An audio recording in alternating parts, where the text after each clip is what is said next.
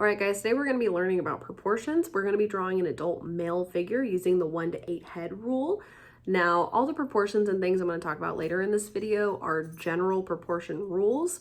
All these rules you can use to make figures. However, these are the quote unquote ideal proportions. Most people can fall anywhere between 6.5 to 8 heads tall, just depending on the proportions of your own body.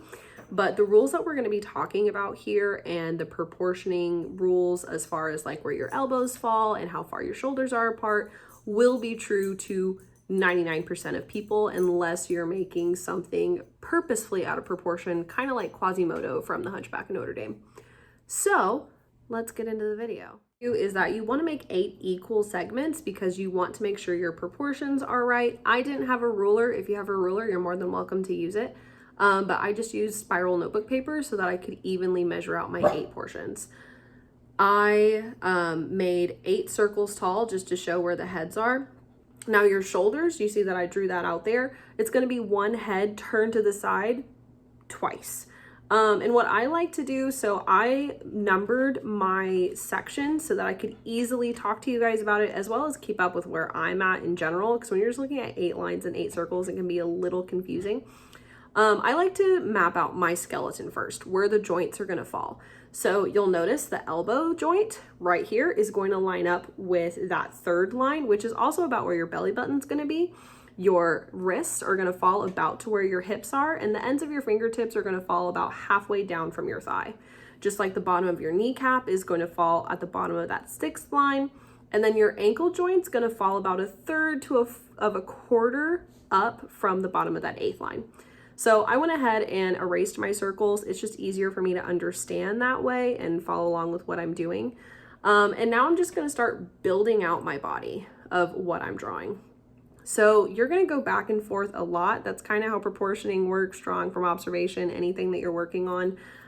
You more than likely won't get it right the first time. Like you'll notice we're drawing in a male figure. However, I started to make my waist too narrow.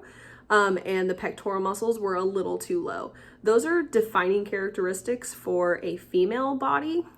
So if you want to make a feminine masculine figure or a masculine feminine figure, that's why those proportioning rules are important. Because men tend to have a wider waist in relation to their hips to pectoral muscles, whereas women will have a lower pectoral muscle and they'll have a narrower waist. So now I'm just going to go in and start building up my body figure from the contour line. And so I prefer to start with the torso just because that is how your general rule of thumb of where the rest of the body is going to fall. Now let's say you weren't using the 8 head rule, just so you know, your hip to the top of your head will always be half of the body, just like the hip from the bottom of the feet will be half. So if you were to proportion yourself out from your hip to your feet and then take it up one, it should match with the torso of yourself from the top half of your body as well.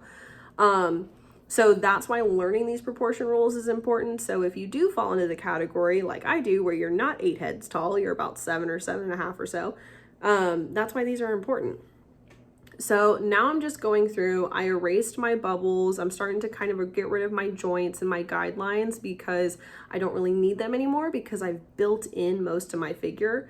Another thing too that you're going to notice here is that I kind of struggled a little bit. And so if you struggle, don't worry about it.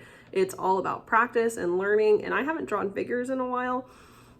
So don't worry about it if it's not working out perfectly the first time, or if you're drawing it and you're like, man, that really doesn't line up symmetrically. That is totally okay.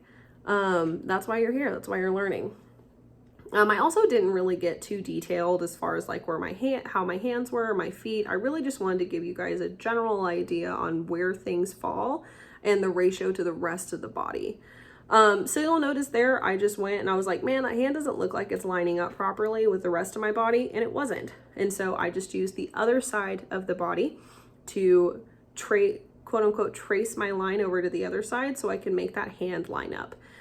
And this is where how I mentioned that studying the skeletal system and the muscular system is going to be really important if you want to further your figure drawing as far as your personal artwork, because that is where building the body all stems from. Whether you're drawing a completely athletic figure or if you're drawing like a medium to plus size figure, all of those muscles and the layout of the body are going to fall within the same thing.